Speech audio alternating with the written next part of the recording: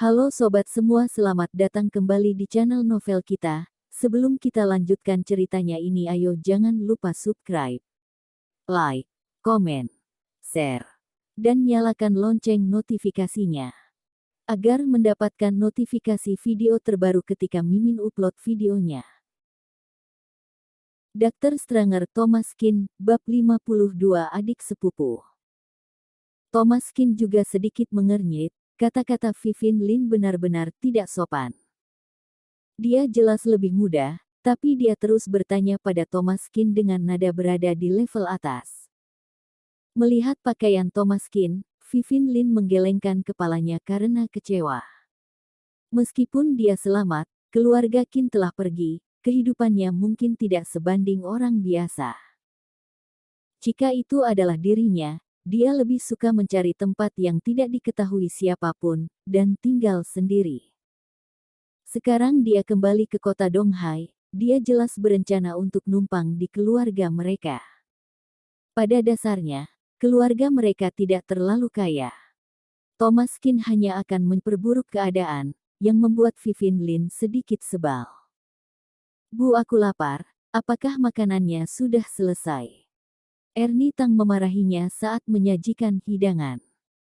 Kamu terlalu kasar, mengapa bahkan tidak memanggil kakak saat bertemu dengan Kak Thomas?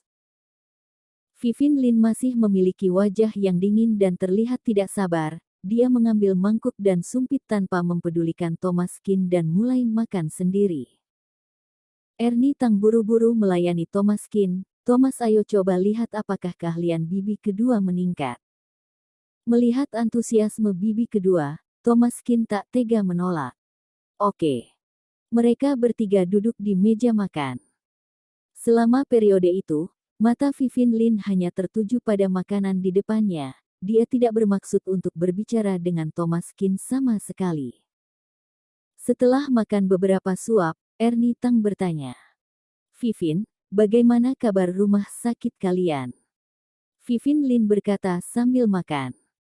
Jangan bahas, rumah sakit sangat sibuk akhir-akhir ini. Keluarga Zhu, Tuan Besar Zhu, tahu kan? Rian Zhu mengalami serangan jantung akut beberapa hari yang lalu dan dikirim ke kami, tapi dia hampir tidak bisa diselamatkan di rumah sakit. Ernie Tang terkejut, Rian Zhu adalah orang besar. Jika dia meninggal di rumah sakit kalian, tanggung jawab kalian akan besar.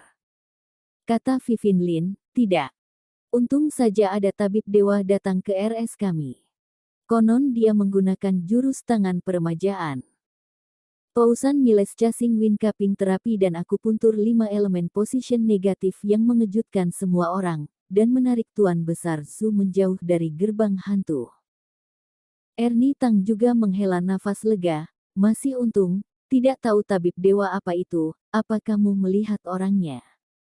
Tidakkah kamu meminta bimbingan? Vivien Lin menghela nafas, aku tidak memenuhi syarat untuk bertemu.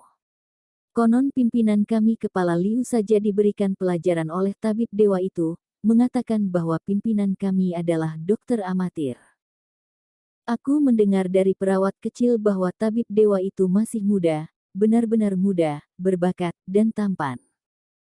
Ahem. Thomas Kin tidak ingin membuat masalah, tapi kedengarannya agak salah, bukankah dia membicarakannya? Dipuji secara langsung membuatnya merasa sedikit tidak nyaman, jadi dia berdehem untuk menghilangkan rasa malunya. Melihat Thomas Kin, Vivien Lin merasa sebal. Bisa dikatakan jarak antara manusia dan manusia jauh lebih besar daripada jarak antara manusia dan babi. Berada pada usia muda yang sama, ada orang bisa menjadi tabib dewa dan dikagumi oleh orang lain. Sedangkan ada orang yang hanya bisa menjilat pada kerabat dan tidak memiliki prospek sama sekali. Ernie Tang bertanya dengan mencari tahu ketika melihat waktunya sudah tepat. Vivien, Thomas juga belajar sedikit pengobatan di luar sana beberapa tahun terakhir ini. Bisakah kamu menemukan cara untuk memasukkannya ke rumah sakit kalian? Vivien Lin mengerutkan keningnya. Apa yang ibu katakan? Menurutmu mudah masuk rumah sakit kami? Kamu lupa betapa sulitnya aku masuk rumah sakit. Dia belajar serabutan di luar, bagaimana bisa masuk rumah sakit. Ernie Tang menendang Vivin Lin di bawah meja dan memelototinya. Aku tidak bilang pergi ke rumah sakit menjadi dokter. Thomas baru saja pulang sekarang, cari dulu pekerjaan agar stabil, setidaknya mengerti sedikit ilmu pengobatan China, bisa saja masuk bagian apotek atau logistik. Vivin Lin mengatupkan bibirnya, meskipun dia sangat tidak sudi, tetapi ibunya sudah angkat bicara, dia tidak bisa menolak terlalu ekstrim. Memalingkan kepalanya dan bertanya, apa yang sudah kamu pelajari selama bertahun-tahun ini? Apakah punya ijazah SMA? Thomas Kin menggelengkan kepalanya, tidak. Bibi kedua Anda tidak perlu repot, aku bisa selesaikan sendiri soal pekerjaan. Wajah Vivin Lin masam, tiba-tiba tidak senang. Bu, lihat tidak. Dia sendiri tidak termotivasi, apa gunanya kamu membantu? Sudah tidak punya ijazah, dan tidak berniat bekerja keras, mimpi kamu jika ingin bertahan di kota Donghai. Bersambung.